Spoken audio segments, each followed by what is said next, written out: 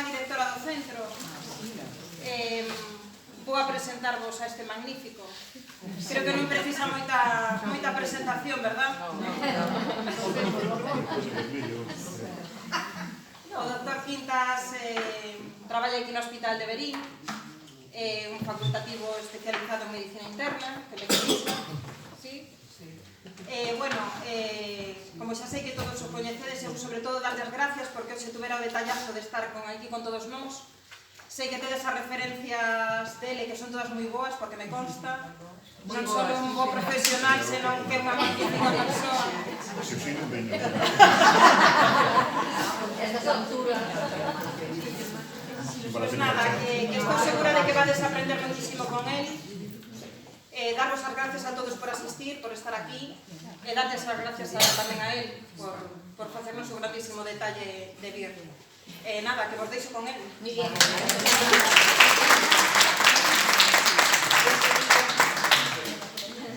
Bueno, a ver se aplaudites así ao final. Bueno, dar as gracias por a invitación, obviamente. Daros as gracias a vos por vir. Tamén vile falar solo, que non queda moi ben. Vamos a dar unha charla. Confeso que tiven problemas para organizar esta charla. Problemas no sentido de que ás veces os médicos, os sanitarios, estamos habituados a dar charlas para os nosos iguais, no sentido de que utilizamos unha linguaxe que coñecemos, que nos sentimos cómodos ou que é unha jerga que a veces vaísenos a olla e queremos utilizar a mesma jerga con determinadas personas que non son do mundo sanitario e estás falando latín, de acordo? Entón vamos facer un trato antes de nada, vale? Eu vou empezar a soltar o rollo, vale? Teño máis ou menos preparado, pero si me veño arriba ou me escapo, pois paramos e falamos. Vou tentar facer moi simple. Eu creo que preparando enrolleime de moito na cabeza e vamos tentar facer cousas simples, dar nocións non de tratamento hospitalario, medicamentos ou cousas así que podemos tocar e algúns aspectos, pero facer as cousas simples que tenades unha noción como manexarnos cos ancianos, nos guste ou non nos guste, a poboación está envellecendo, é un feito. As medidas políticas, non vos vou dicir nada, que está fresco todo aínda, sí que ten que haber unha política orientada en base, guste ou non, ao envellecemento poboacional, que é unha realidade. Nacen menos, e ves a pirámide poboacional dos baby boom nos anos 60-70 e fai forma de pirámide, é dicir, abaixo moitos nenos, moita xente xoven e conforme vas para arriba, menos xente. Agora a pirámide deu volta por moitas razóns, non? As parellas cada vez menos nenos, estamos conseguindo aumentar a esperanza de vida por os avances da medicina, por avances en técnicas diagnósticas, en técnicas de tratamento de cancro, o que queirades, vale? Entón, o que si é unha realidade é que temos unha poboación envellecida. E, bueno, empezamos, se vos parece. Interrumpimos, paramos, comentamos, ¿no? As 9 van nos votar, pero, bueno, hasta aí aproveitamos. Bueno, aquí temos un gráfico para ver como un pouco que falamos. Que nacemos, crecemos e vamos envellecendo. Eu fago vos unha pregunta, porque estamos así relaxados todos. Quen pensa que o envellecemento é unha doença? No, para nada. Oye? Vale, levantei a man para ver se alguén picaba. No, Ojalá cheque o truco foi. No, o envellecemento non é unha doenza, vale? Outra cousa diferente é que o envellecemento leve asociado a probabilidade de ter máis doenzas. É moito menos probable que pode pasar que ti teñas con 10 anos ou con 15 unha patoloxía, bueno, me refiro a patoloxías graves, a que ao paso do tempo teñas unha patoloxía crónica que vai acompañarte toda a vida. Estamos de acordo niso? O sea, o envellecemento non é unha doenza, de acordo? Envellecer non é unha enfermedade, senón un proceso natural.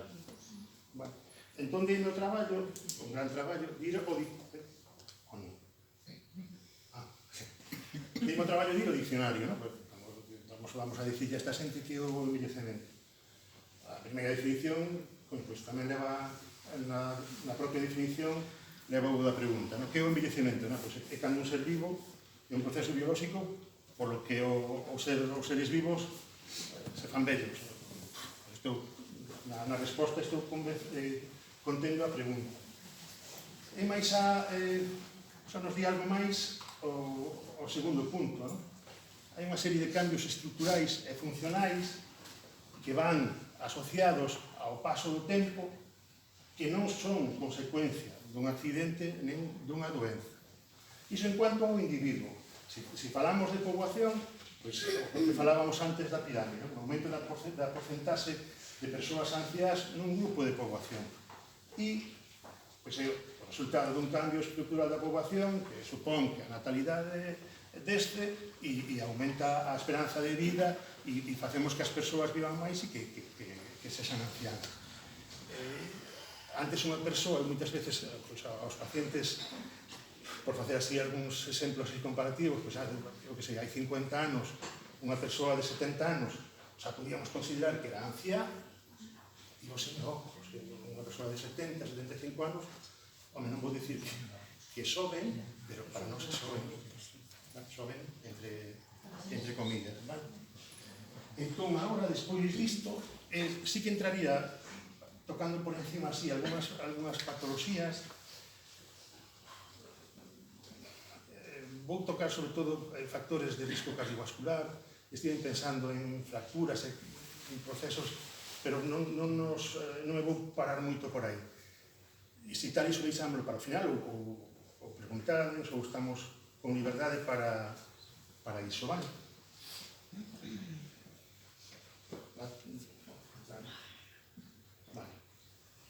Insuficiencia respiratoria.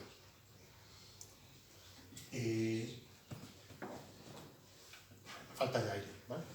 Para entendernos. Conforme pasa a edade, e sin pasar a edade, persoas fumadoras ou por razón de exposición profesional, por enfermedades xenéticas, poden ter dificultades respiratorias. Grosso modo, hai dúas patoloxías que son as que máis chaman a atención, é toque de enfermedade pulmonar obstructiva crónica, que é a bronquite crónica e o enfisema. Dou dúas pinceladas de como é e despois falamos que cousas podemos facer orientado ao paciente ancián para a calidade de vida e tamén tentar evitar, no título era uso racional dos recursos sanitarios, pois para fuxir un pouco e non ter que recurrir a eses recursos sanitarios, a non ser que sexa imprescindible. A bronquitis crónica e enfisema. Imaginamos unha fotografía, o bronquítico crónico habitualmente señor gordecho, vale?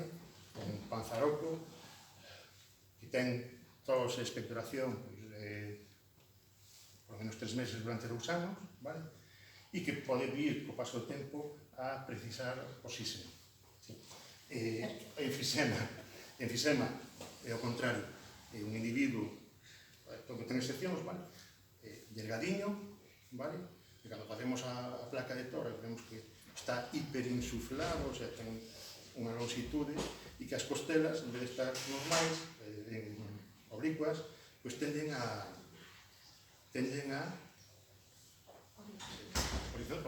horizontalizarse. Vale?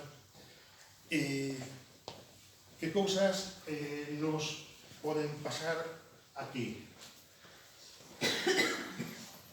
Cousas relacionadas, bueno, que é o pulmón de fumador, unha neumonía.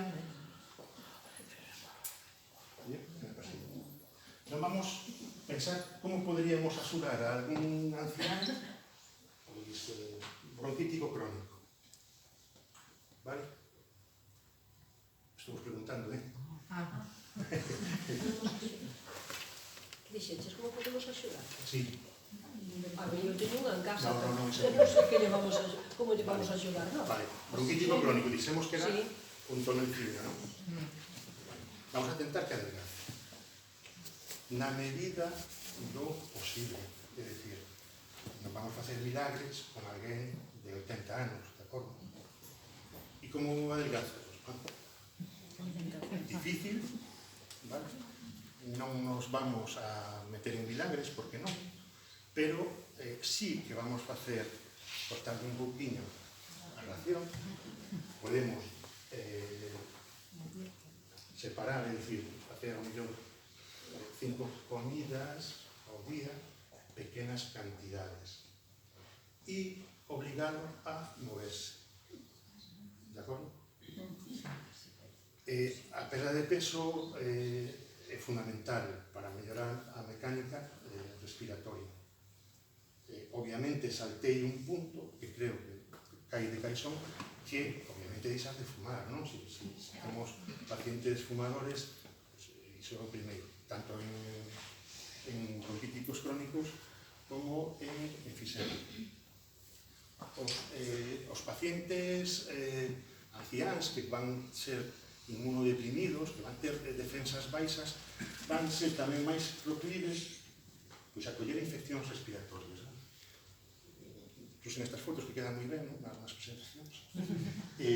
Isto sería un tórax normal se isto fose negro e se isto fose negro. É dicir, estamos vendo unha persoa de frente, este ao lado esquerdo, este ao lado dereito, e este mozo ten unha neumonía no lóbulo superior dereito e no lóbulo inferior esquerdo. Respecta ao lobo medio e un pouquiño a parte do lobo superior.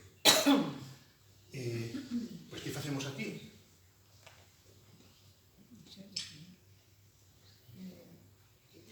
Este tío está no hospital, vale? Pois entonces é a cousa dos médicos. Vale. A veces podemos manexar non esta, pero unha neumonía, podemos manexar en ambulatorio. A veces os pacientes ancianos o ingresalos é un trastorno para eles, é un motivo de estrés, desorientacións, caída, agitación nocturna, bueno, unha serie de complicacións. Como podemos axudar se o tivésemos en ambulatorio? Pois o mesmo, pouso mentras estamos convalecendo, e despois a veces pequenas cousas como fisioterapia respiratoria, chamamos clapping, que fago coa man tipo coller, e vou dando palmadillas nas costas así, hacia arriba, como co intuito de mobilizar secrecións e que lles sexa máis fácil botalas fora. Sí? Bien. Preguntas aquí antes de pasar a insuficiencia cardíaca. Vamos. Que diferencia hai dunha bronquitis, por exemplo, unha persona que é unha enferma, por exemplo, de EPOC, Sí. que colle unha bronquitis, cada vez que se acatarran, pois colle unha bronquitis, eu falo xe, por exemplo, de miña mãe, cada vez que se acatarra, pois se teñen que tratar con antibióticos porque se pon mal dos bronquios. Nos estamos falando de EPOC significa enfermedade pulmonar obstructiva crónica. Crónica quere dicir que no momento en que te diagnostican vas ter esa doenza hasta el final. No medio desa línea hai o que chamamos agudizacións, é dicir, baches pois provocados ou por unha neumonía dos catarros, é dicir, o persoal, as persoas normais, pois, pillas un resfriado e tal, e non pasa nada. E estes pacientes descompensados completamente. O tempo de ter que mellor ingresar, antibiótico en vena, todo iso. Vale? Pero digo, cual é a diferencia, por exemplo, en un bronquítico destos crónicos, neste caso falecho de miña mãe, por exemplo, cando se collen unha neumonía, como te enteras? Porque, bueno, a mí pasou, de levar os dous que me fai a mi mãe, que eran bronquíticos, o médico de cabeceira non dixo que tiña neumonía. Mandarnos para casa, puxeron un mordón gravísimo despois. Vale. Isto é insuficiencia cardíaca, borramos, vale? Pero o primeiro síntoma vai ser disnea. O sea, cousas que facía antes, pois a mellor coa súa dificultade respiratoria de base, pois antes cansadas ao subir 10 escaleiras e agora ao subir 3, tos, expectoración, febre, que nos ancianos pode aparecer ou non, vale? Expectoración amarelo ou esverdeado, vale? E a veces levamos sorpresas porque non hai nada diso e encontramos unha neumonía. E, por exemplo, maniféstase como unha disminución do estado de consciencia, ou disminución da actividade, vale? Estou aletargado, vale? Adormiñado. Sempre fiebre alta. Non, os ancianos non ten porque presentar febre. Poden ou non poden, vale? Pero sí que vas notar que algo cambia con respecto aos días anteriores. Vale? Iso é de caixón, tens que estar... A dificultade respiratoria é algo primordial. Sí, por regla xeral, ese é o síntoma cardinal. De acordo? Pois, como vamos a axudar? Hidratar, estou falando en casa, vale?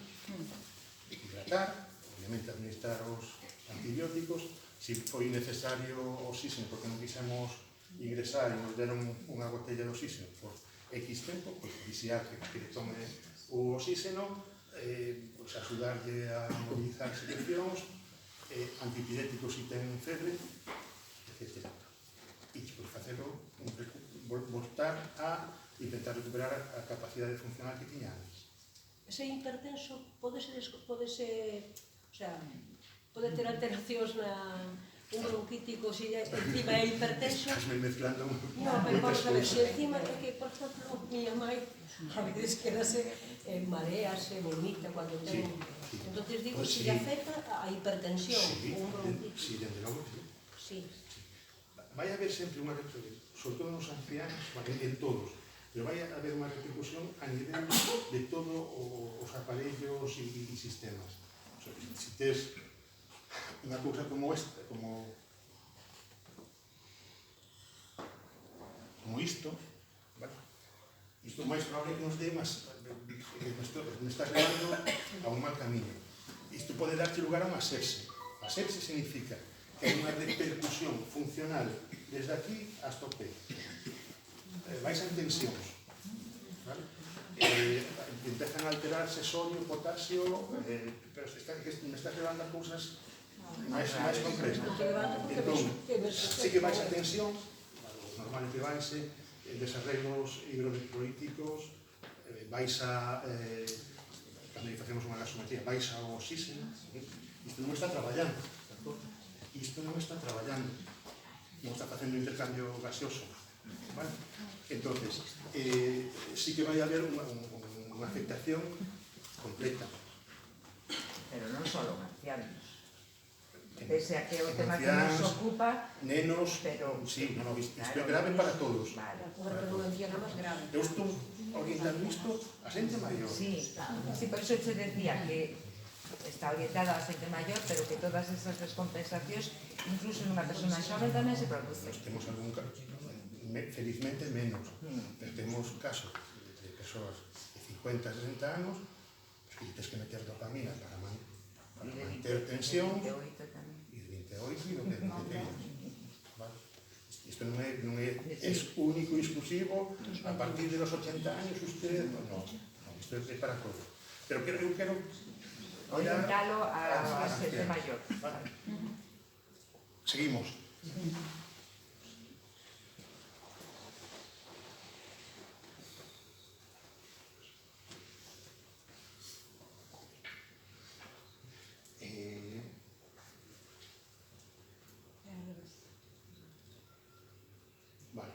Outra das patologías que nos encontramos frecuentemente nos anciáns, e non son os anciáns, é o que chamamos unha insuficiencia cardíaca. A insuficiencia cardíaca, traducido, quer dicir, o corazón deixa de funcionar como bomba, volvese insuficiente, de acordo? E os síntomas fundamentais que vamos a encontrar é unha falta de aire, vale? Que vai ser maior conforme gradualmente teñamos máis repercusión, cuanto maior sea a clase, nos clasificamos hasta 4, hasta 1, 2, 3, 4, 1 é menos grave, 4 é máis grave, vale? Fatiga, hinchanos as pernas, hinchanos o abdomen porque acumulamos líquidos, o corazón deixa de traballar coa bomba e empeza a acumular líquido. Como se pode acumular líquido tamén no pulmón, esta está mellor, sensación de falta de aire, hinchanse as pernas, a pelve, o estómago, cansancio, que non teño forzas para nada, tos polo acúmulo de líquido a nivel do pulmón, unha cousa que nos chamamos, por dicir unha palabra, ortopnea, que quer dicir, pois, ata onte dormía con unha almofada, de acordo? E hoxe non sei que lle pasou, pero xa pediu 2 ou 3, ou mire, ten que dormir sentado, vale? Ou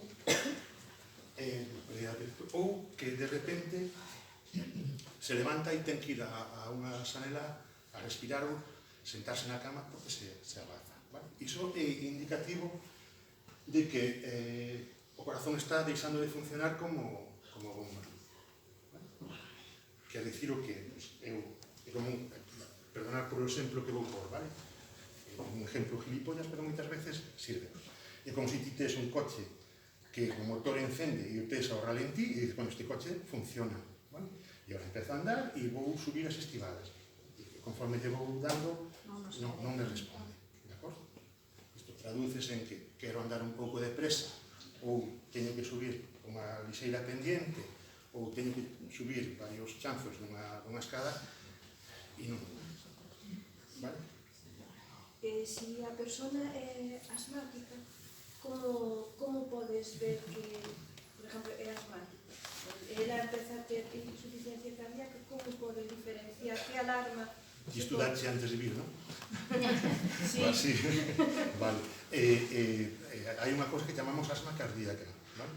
Asma cardíaca, porque hai sibilancias, pitidos. A veces o propio paciente, antes de que ti lle poñas o fonendo, te di, mire que teño como gatiños aí, teño como pitidos. Vale? A asma respiratoria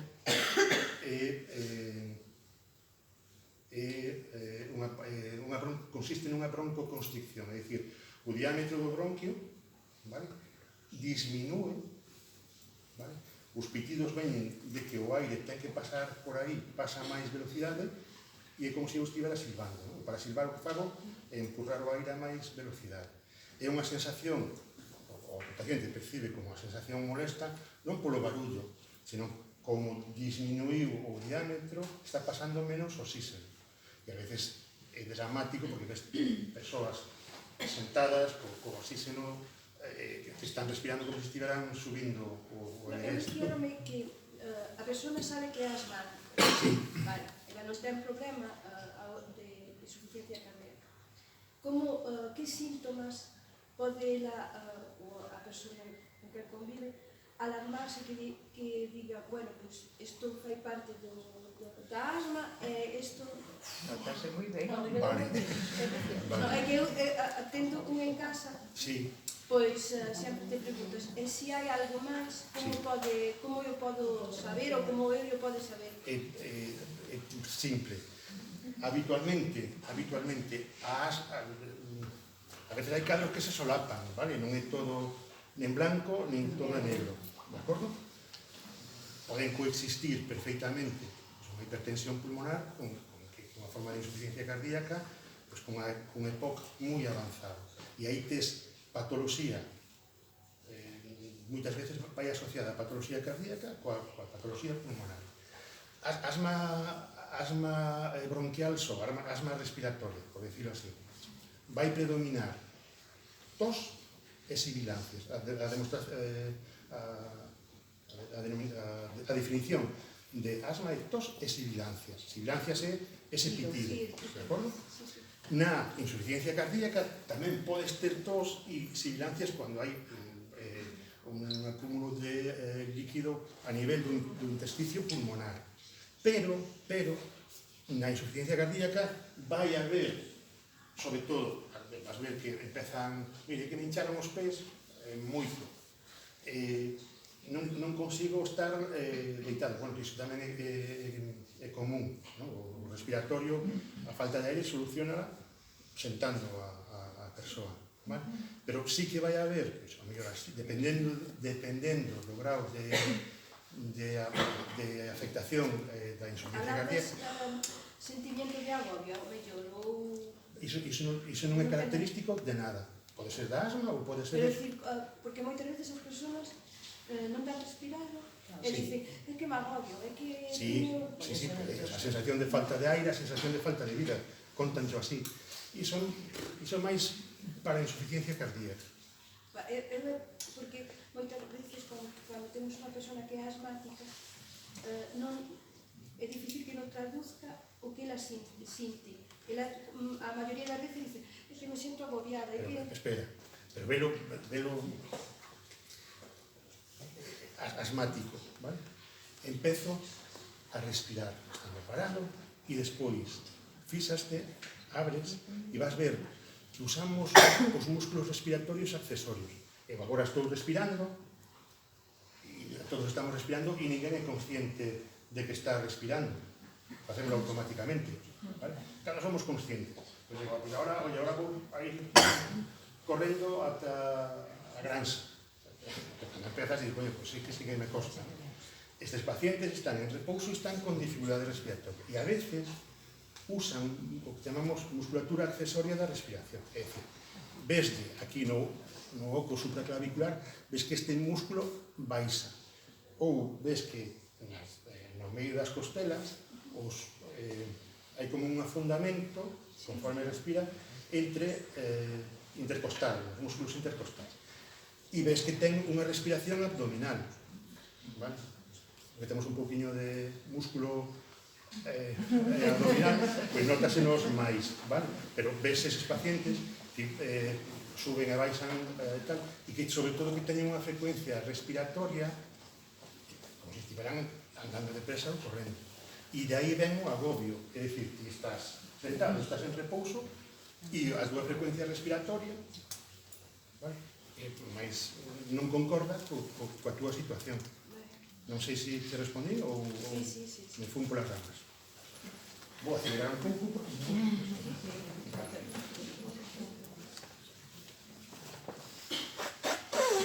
Paramos dúas cousas de diabetes. Bueno, sabedes todo o que é diabetes, aumento de azúcar, non? Que cuidados a ter cos diabéticos? Primeiro, dieta, vale? Despois, cumprimento estricto da medicación, e despois, vigilancia de que non se nos, se é unha diabetes que está controlada, que non se nos descompense. Como sabemos que se nos descompensa?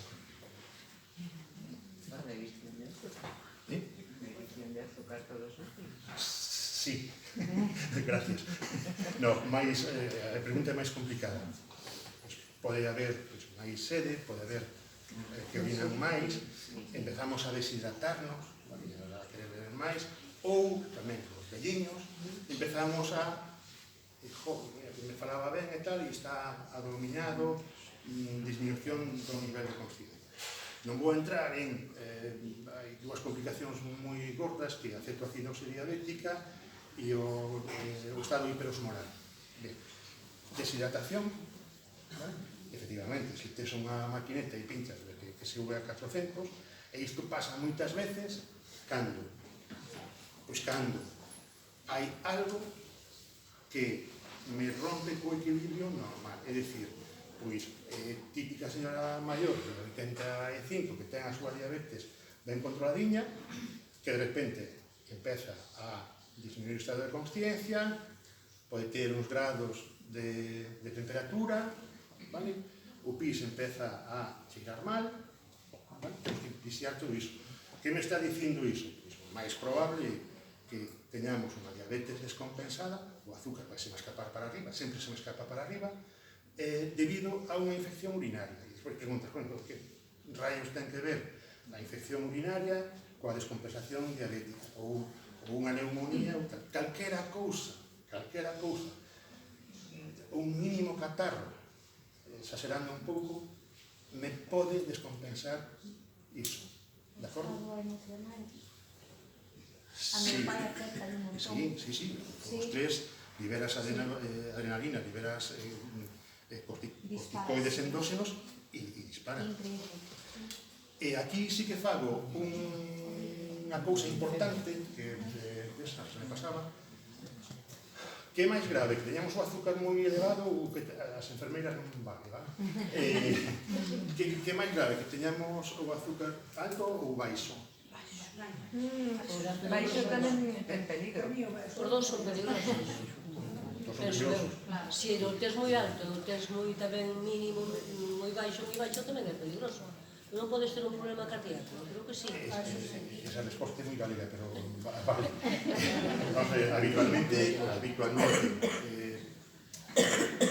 Habitualmente temos que controlar o azúcar e ímolo facer en función tamén da edade e da circunstancia de cada paciente. Chamamos, estou me enrollando e salindo un pouco, pero para chegar ao da hipoglucemia. Somos máis tolerantes, somos máis permisivos con un diabético de 80 anos que con un diabético de 40 ou 50. Sí ou non? Por qué?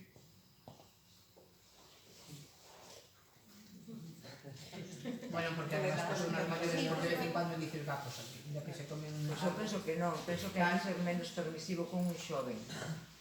Somos menos Menos permisivos, sí.